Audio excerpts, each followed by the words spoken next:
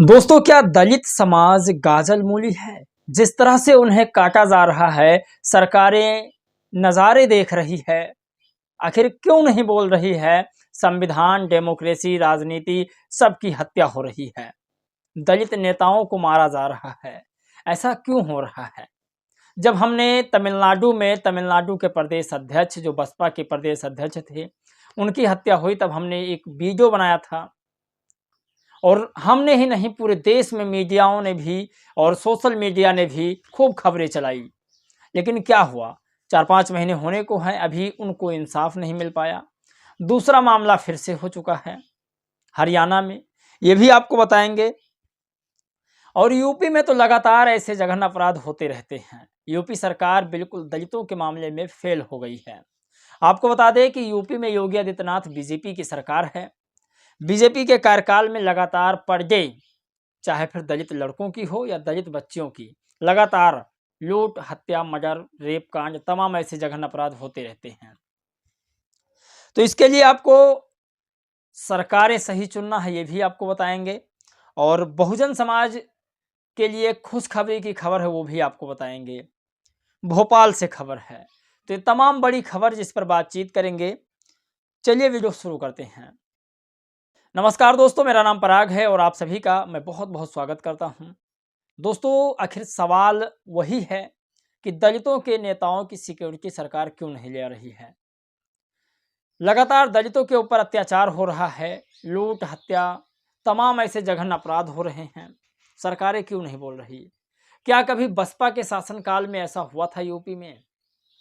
चंद्रशेखर आजाद लगातार मुद्दे को उठा रहे हैं। यूपी सरकार पर चंद्रशेखर आजाद का बड़ा हमला है। उन्होंने कहा कि गोरखपुर में दलित बच्चों के साथ जिस तरह से जघन्य अपराध हुआ है, उसे जितनी लोगों तक बताया जाए, जितनी उसकी निंदा की जाए, वो कम है।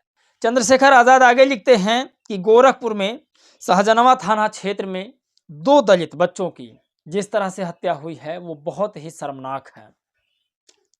यूपी सरकार फेल नजर आ रही है कानून व्यवस्था में। आप कल्पना नहीं कर सकते कि बसपा का शासनकाल, मतलब आज लोगों से जब बातचीत करो कि बसपा का शासनकाल कैसा था, तब लोग यही कहते हैं कि उनके मुकाबले किसी की सरकार नहीं हो सकती है। तो फिर सरकार क्यों नहीं लोग बसपा की चुन रहे हैं? खैर, मैं बताता हूं, क्योंकि वो दलित समाज से आती हैं।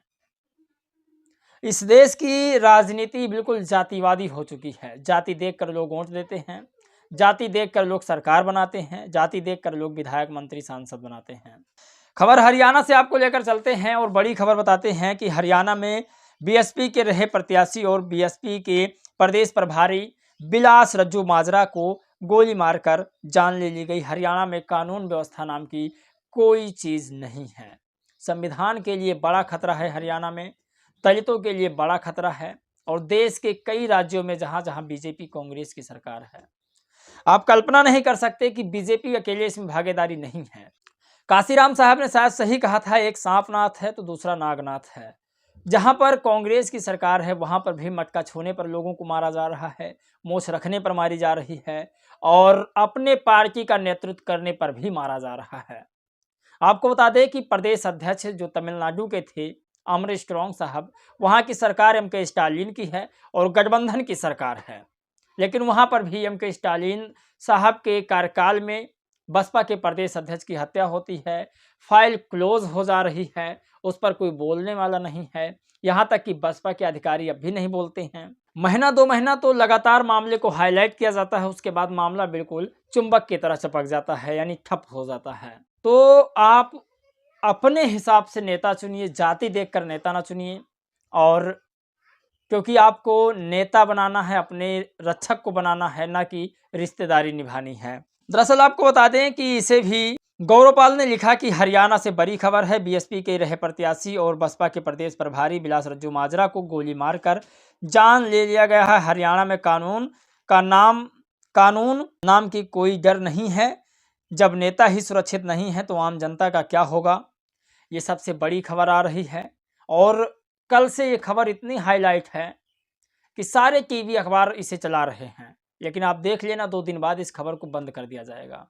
अगली खबर भोपाल से आ रही है। भोपाल में बाबा साहेब के नाम पर एक सड़क मार्ग को बनाने की कोशिश है, यानी कि उनके नाम पर सड़क का नाम रखा जाएगा।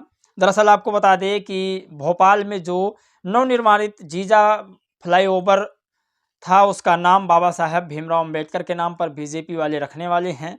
खैर, ये मोहन यादव की सरकार है और ये बड़ा फैसला है और ये कोई एहसान नहीं कर रहे हैं बाबा साहब पर, ये कोई एहसान नहीं कर रहे हैं और ना ही दलित समाज पर कोई एहसान कर रहे हैं कि बाबा साहब के नाम पर इस फ्लाईओवर का नाम रखा जा रहा है।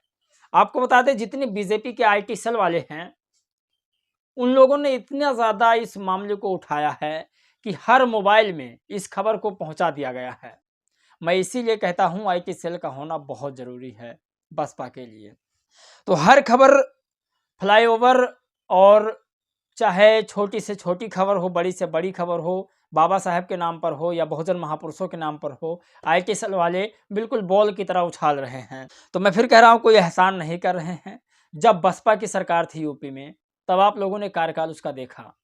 बाबा साहब के नाम पर कई डिग्री कॉलेज, कई कॉलेज और कई सड़कें, महापुरुषों के नाम पर कई अस्पतालें और कई स्कूलों का निर्माण, मतलब अत्यंत काम हुआ था महज 6-7 सालों में। इसे सूरज कुमार बौद्ध ने लिखा अपने एक्स पर। आपको बता दें कि बहुजन समाज पार्टी की तुलना आप किसी से नहीं कर सकते। जो मैं खबरें बता रहा हूं दोस्तों, ये सारे एक्स यूजर के बताए हुए खबरें हैं। आपको बता दें कि बीजेपी इस मामले को लेकर के बहुत हाईलाइट कर रही है कि मैंने बाबा साहब के नाम पर ये काम किया, वो काम किया। वास्तव में इन्होंने क्या किया आपके सामने है। यूपी सरकार पर चंद्रशेखर आजाद का बड़ा हमला है। आपको बता दें कि यूपी सरकार पर चंद्रशेखर आजाद का बड़ा बयान। गोरखपुर में शाहजनवा थाना क्षेत्र में एक दिल दहला देने वाली घटना सामने आई है। दलित किशोरों के निर्वस्त्र मिले 100 और जिनके गले रेत कर मार दिए गए थे। 100 आपस में बंधे हुए थे, उनके मुंह में कपड़े ठूसे हुए थे। यह घटना समाज को झकझोर देती है। इस घटना को लेकर पुलिस से भी बड़ी मांग की है। गोरखपुर पुलिस से चंद्रशेखर आजाद की बड़ी मांग है। खैर, आपको बता दें कि ये पहला केस नहीं है और ना ही आखिरी केस है। ऐसे तमाम जघन्य अपराध हो चुके हैं यूपी में और यूपी सरकार बेचारी हाथ पर हाथ धरे एकदम से चुपचाप बैठी हुई है। उसको सिर्फ रथ यात्रा से मतलब है, मंदिर से मतलब है और उसको कुंभ से मतलब है। मायावती जी ने लखनऊ में अंबेडकर पार्क बनवाया और आज अंबेडकर पार्क कई सालों से खूबसूरती लखनऊ का बना हुआ है, महज 600-700 करोड़ रुपए का। आपको बता दें 5000 से ज़्यादा करोड़ रुपए इस कुंभ में लगा हुआ है, लेकिन किसी के सर पर जूं नहीं रेंग रहा है, कोई बोल नहीं रहा है। मैं देख रहा था ओबीसी के तमाम लोग बहन जी को गाली दे रहे थे कि पत्थरों की मूर्ति बनाकर खड़ी कर दिया लखनऊ में, जबकि करोड़ों रुपए की अर्निंग हो रही है उससे, सरकार के खजाने में जा रहा है पैसा। इस कुंभ से कितना पैसा सरकार के खजाने में जाने वाला है, तो ये भी आपको समझना होगा। दलित के नेताओं ने, जैसे ही पिछड़े के नेताओं ने कहा कि कुंभ में पापियों पाप धोने के लिए जाते हो, वैसे ही इस देश के मीडियाओं ने उसे ब्रेकिंग न्यूज चला दिया, चाहे अखिलेश यादव हों या फिर चाहे चंद्रशेखर आजाद हों। तो इसे आपको समझना होगा, आपके साथ इस देश की मीडिया क्या कर रही है, ये भी आपको समझना होगा। बड़ी खबर इसमें यह है कि आखिर दलित पिछड़े समाज के लोगों की राजनीतिक भागीदारी दूरी हो रही है और दलित पिछड़ा बेचारा बिल्कुल दूसरों के बताए हुए रास्तों पर चल रहा है। तो ये कब तक हो पाएगा? आप लोग अपनी राय प्रतिक्रिया दीजिएगा और आप लोग खबर भी लिखिएगा या अपने कमेंट बॉक्स में जाकर के खबर भी लिखिएगा, ताकि उस खबर को हम चला सकें और आपके क्षेत्र की बातों को हम उठा सकें। जो भी आपके क्षेत्र में हो रहा है आप लिखिए, उसे मैं बिल्कुल चलाने की कोशिश करूंगा। जय भीम, नमो बुद्धाय।